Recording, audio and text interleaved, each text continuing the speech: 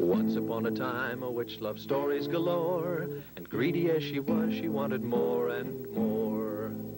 When she saw that the librarian had stories of all kinds, she said, "I'll capture you, all your stories will be mine." There took place a curious chase through meadow, tree, and flower, till at last they ended up right at the witch's tower. Now poor Marian, the librarian, a prisoner she'll stay, until the witch is happy and lets Marian go away.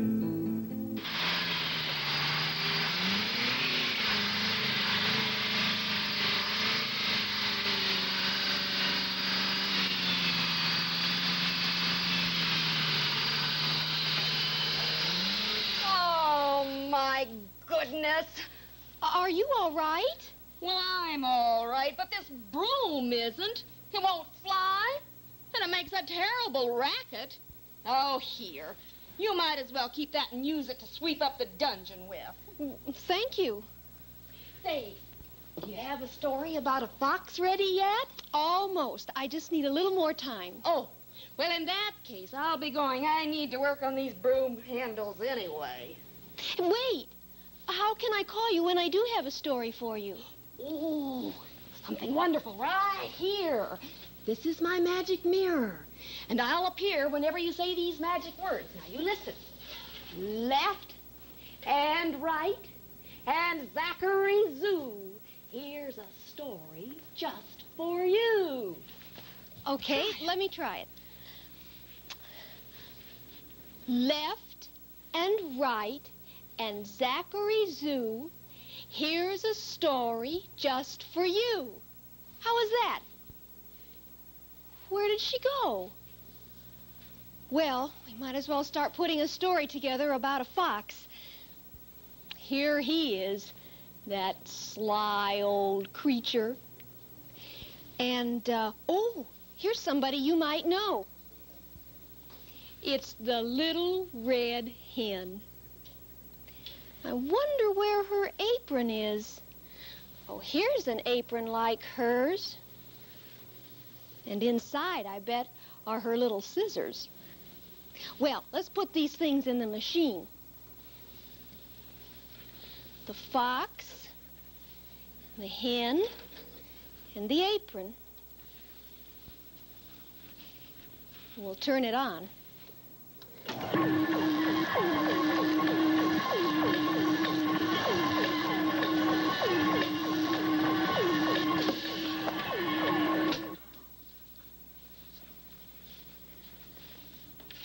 And it's the story of the little red hen.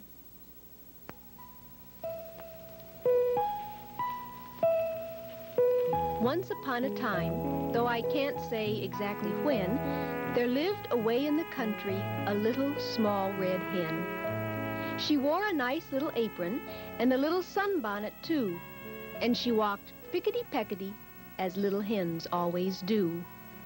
She had lived the whole of her little life in the same little house. It stood all by itself in a lonely spot just at the edge of a wood. It was very snug and cozy and warm, and the garden wasn't big, but just what a little small red hen could nicely manage to dig. And once upon a time, just the same time, of course, there also lived a wicked old fox among the heath and horse. Now, silently, slyly, he crept round the fields, stealing geese and ducks and cocks, dressed in a hat and a long great coat, this wicked, cunning old fox. His house was perched on top of a hill. It was made of rock and stone. He and his wife, old Mother Fox, they lived there all alone. It was dark and damp and drafty, ugly and cold and bare. A tidy little small red hen would never be happy there.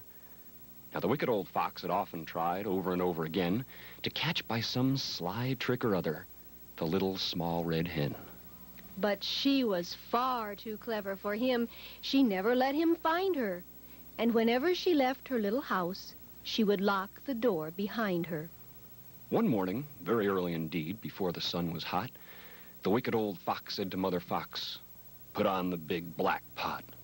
I'm going to have another try. I shall soon be back, and then, I promise at last, you'll see I've caught the little, small red hen.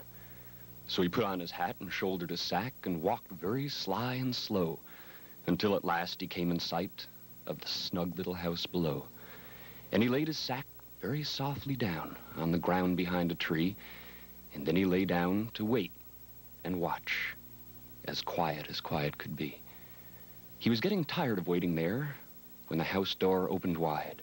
And the little small red hen came forth to gather sticks outside, walking pickety-peckety, exceedingly neat and trim, and the wicked old fox lay watching. She never once thought of him. While she was picking up the sticks, he slipped behind the door and laughed, ha ha, to myself, very low, and he put the sack on the floor. She stepped inside with her bundle of sticks, as cheerful as one could be. When the wicked old fox sprang full at her throat, "I've got you now," cried he. "What good are bolts and bars?" he said. "How silly you must be to think that they could ever keep out a cunning old fox like me." Of course, the poor little small red hen was now in a terrible fright. She gave a scream and dropped her sticks. They tumbled left and right. But she just had time to fly on a beam that went across overhead, quite out of reach of the wicked old fox. "But I'll have you yet," he said. Then he began to run round and round, and round and round beneath, looking every now and then, laughing and showing his teeth.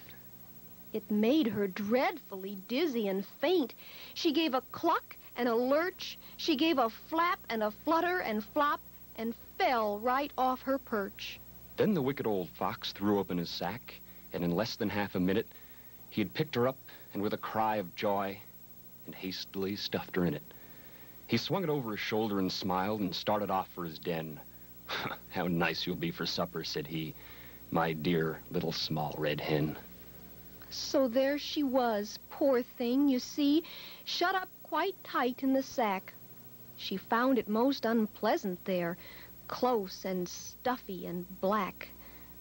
But she thought of her little scissors in her apron pocket hid.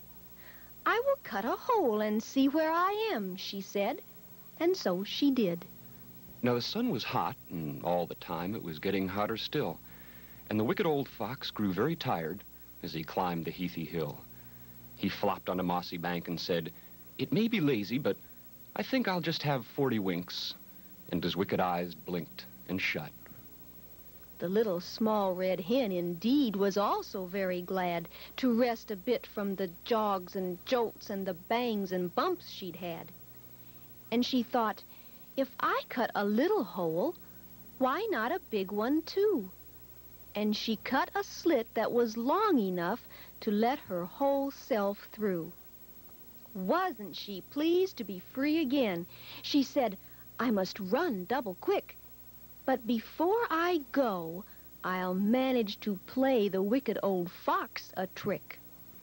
And she took a great big knobby stone, as large as a lump of coal, and heaved and pushed and pushed and heaved till she got it through the hole. And then she scuttled, panting home as fast as her legs would go, not walking pickety-peckety this time. Oh, dear, no. She scuttered and fluttered down the hill and scampered through her door.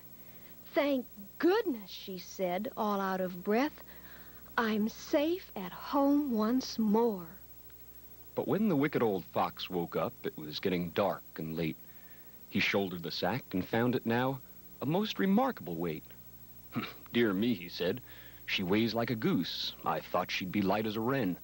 What a splendid supper we'll have tonight off this little small red hen." So heavily, wearily trudged he home, and he kept shifting the sack about. And when at last he came in sight, there was old Mother Fox looking out. He asked, "My love, is the pot on the boil?" "It's boiling fast," she replied. He said, "Then take the lid off, my dear, and we'll plop her plump inside." So old Mother Fox took off the lid, hot and steaming and black, while the wicked old fox, with hurry and haste, untied the mouth of the sack. And splash went the great big stone. It was a splash, my word. I don't suppose a splash so loud has ever before been heard. The bees and birds and bunnies all who had gone to bed for the night for miles around woke up with a jump in a most tremendous fright.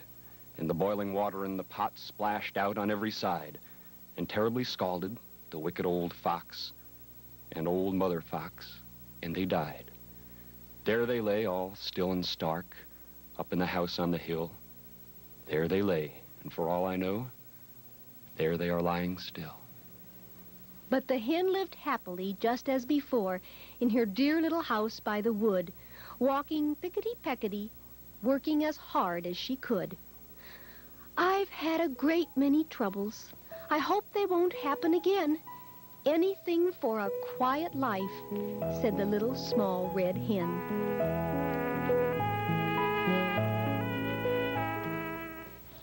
Why, that story was written like a poem, wasn't it? Did you hear some rhyming words? Hen, when, fox, box. I think Kerfumbly will like this story, and if she does, maybe I can go on to the library. Help me call her, will you? Left and right and Zachary Zoo, here's a story just for you.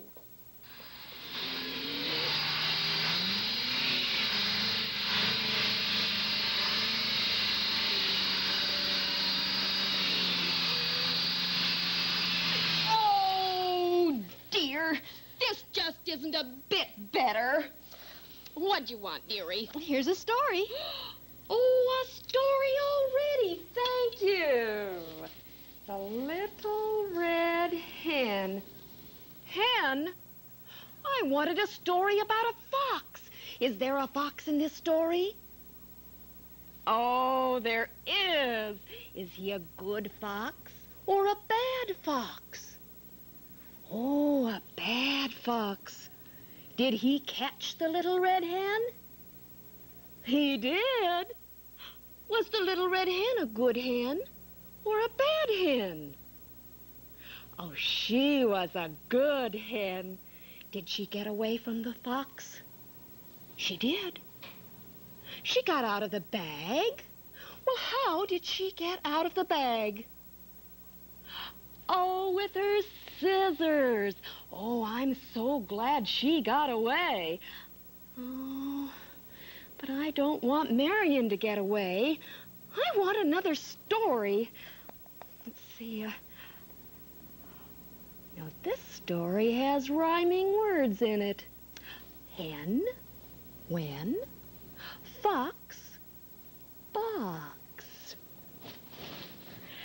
Marion, you know, witches never use rhyming words in stories, only in magic spells. Oh, Kerfumbly, you don't like the story? Oh, I love the animal story. Just try to find one that doesn't rhyme. An animal story that doesn't rhyme. Will you look for a story like that? And I'll meet you right here next time. Once upon a time, a witch loved stories galore, and greedy as she was, she wanted more and more. When she saw that the librarian had stories of all kinds, she said, "I'll capture you, all your stories will be mine." There took place a curious chase through